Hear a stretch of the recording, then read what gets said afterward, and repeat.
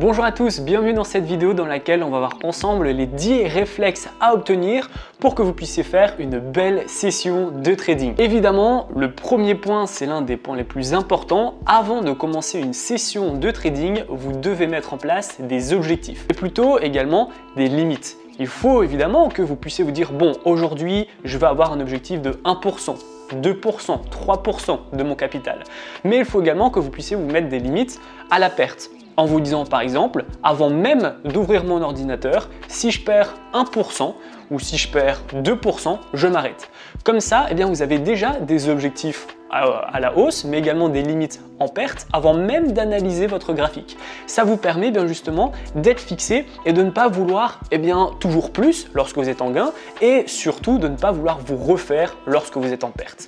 En vous donnant des limites avant de commencer une session de trading, vous savez exactement qu'est-ce que vous allez chercher et surtout qu'est-ce que vous allez pas chercher avec des limites à la perte. Donc ça, c'est super important. Le second point tout autant important, il faut que vous sachiez que lorsque vous avez mis vos positions avec bien justement un trade optimal, vous devez mettre de la distance entre vous et vos graphiques.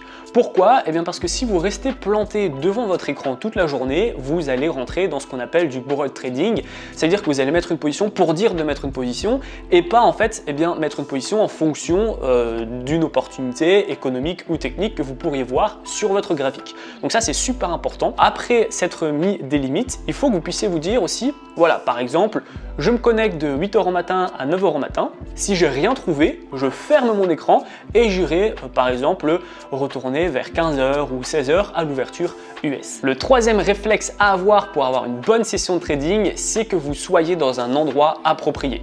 Comme ici par exemple, je suis tout seul, il fait calme, je suis au 18e étage donc je n'entends rien du tout et je me suis mis en ne pas déranger partout. Je ne reçois pas de notification sur mon téléphone, pas de notification sur mon ordinateur. Je suis vraiment concentré dans un endroit approprié pour débuter une session de trading. Le trading, ça ne peut pas se faire sur le coin d'une table pendant que vous êtes à votre travail ou à un bar, etc. C'est vraiment un travail à temps plein qui prend beaucoup d'énergie psychologique et donc vous devez vraiment entièrement être préparé. Il faut que vous soyez à tout prix dans un endroit calme et isolé pour faire une belle session de trading. Le prochain réflexe à avoir pour une belle session de trading, c'est de mettre un stop loss. Je vois encore beaucoup trop de gens qui ne mettent pas de stop loss lorsqu'ils vont mettre une position en trading. C'est super dangereux et c'est totalement inconscient. Vous devez à chaque fois calculer et comprendre combien d'argent ou quel pourcentage de votre capital vous êtes prêt à perdre si votre trade aboutit à une perte malheureusement.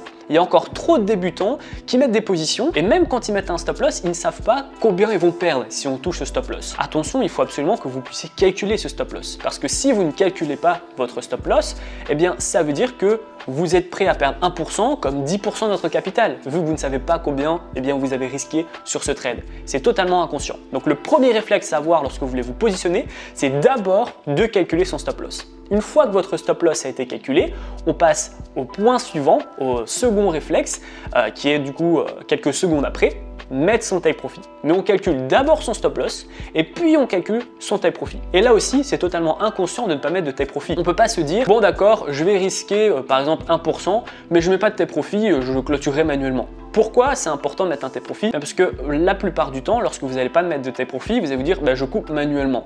Sauf que en réalité, vous allez couper dès que vous allez être à quelques pips de gain. Surtout les débutants, ils vont gagner 1 euro, 2 euros, 5 euros, ils vont couper en gain. Par contre, les pertes qui arrivent à moins 5, moins 10, moins 20, on les coupe pas avant. Donc c'est super important de vraiment vous tenir à votre stratégie. Vous avez calculé votre stop loss, calculez votre take profit également pour que vous puissiez vraiment vous dire à la fin de ce trade, soit je gagne 1%, soit je perds 0,5. Un autre réflexe important pendant justement la mise en place du stop loss et du take profit, c'est votre point d'entrée. Un réflexe à avoir lorsque vous voulez avoir un bon point d'entrée pour une bonne session de trading, c'est d'être patient.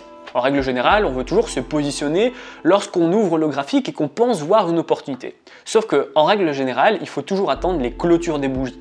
La clôture de la bougie vous donne déjà un signal à elle-même. Elle vous montre si on clôture au-dessus d'une résistance, en dessous d'une résistance, au-dessus d'un support ou en dessous d'un support, si on valide une figure ou si on l'invalide. Donc la clôture est un signal en lui-même et vous ne pouvez pas mettre de position en plein milieu d'une bougie. Parce que, par exemple, si on clôture au-dessus d'une résistance, ça peut être un signal d'achat, comme quoi la hausse va augmenter. Par contre, si on clôture en dessous d'une résistance, c'est peut-être un signal de faiblesse et donc on pourra avoir une correction et donc une vente. Donc la clôture est super importante et pour être certain d'atteindre la clôture et d'avoir un bon point d'entrée, il faut de la patience. Un autre réflexe à avoir également dans la lignée du take profit, du stop loss et du point d'entrée, avant de mettre justement votre position, ayez le réflexe de regarder les annonces économiques. On ne met pas de trade avant de regarder justement les annonces économiques. Qu'est-ce qui va se passer d'un point de vue économique? Parce que peut-être que du coup, vous allez mettre une position à 15h55 par exemple sur l'euro-dollar et à 16h, on a une grosse annonce économique qui va vous impacter. Mais vous ne le savez pas, donc vous mettez votre position. Vous la mettez et au bout de 5 minutes, on a déjà les analyses qui sortent. Donc vous n'avez pas le temps d'être vraiment en positif ou vraiment en négatif.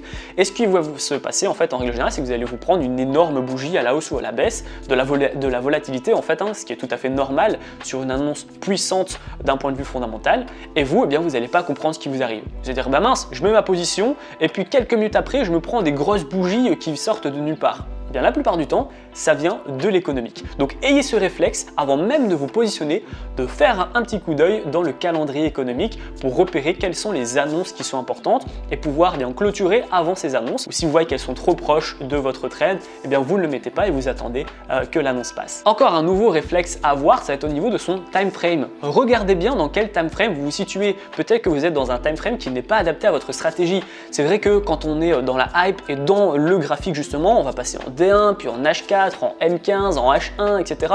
Et on va peut-être en fait se perdre en étant justement attiré par les prix. Donc ce que je vous conseille de faire, c'est toujours de mettre un petit coup d'œil en haut à gauche de votre écran pour voir le time frame et du coup vous dire bon bah ça va, je peux me positionner, je suis dans le bon time frame. Pour rappel, si vous mettez des trades dans un mauvais time frame, donc j'entends par là un time frame qui ne correspond pas à votre stratégie, par exemple un time frame en M15 si vous faites du swing ou en M1 si vous faites du day trading, eh bien vous allez avoir des signaux qui sont adaptés pour des traders qui ont une stratégie adaptée à cette time frame en fait. Si vous êtes en M1, vous allez avoir des signaux pour les scalpers et pas pour les day traders.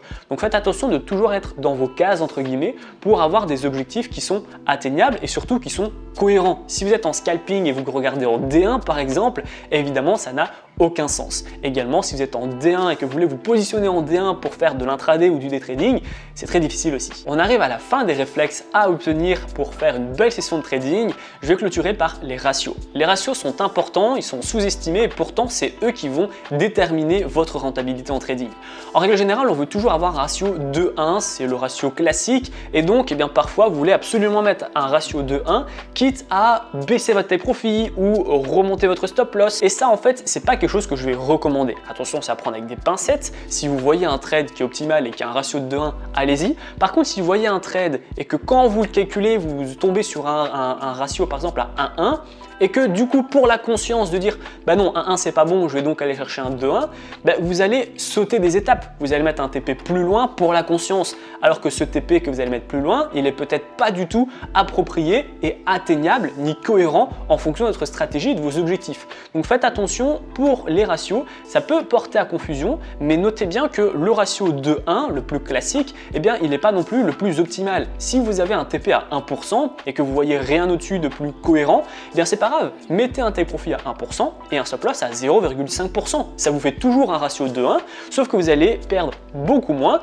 et donc gagner aussi beaucoup moins, mais vous restez dans le bon ratio. Donc un ratio 2-1, ça ne veut pas non plus à chaque fois dire 2% en take profit et 1% en stop loss. On arrive à la fin de cette vidéo, dites-moi en commentaire quels sont les réflexes que vous possédez déjà en trading et quels sont les réflexes que vous devez revoir afin d'avoir une belle session de trading chaque jour. J'attends votre retour dans l'espace commentaire. En attendant, si vous avez encore des difficultés avec le trading, pas de panique, vous allez découvrir dans la description, c'est le tout premier lien, ma formation totalement offerte afin de faire vos premiers pas et vos premiers gains dans le monde du trading. Elle a totalement été mise à jour, donc je compte sur vous pour aller jeter un coup d'œil. Si la vidéo vous a plu, n'hésitez pas à la liker, à la partager et surtout abonnez-vous. Moi je vous dis à très bientôt pour les prochaines vidéos.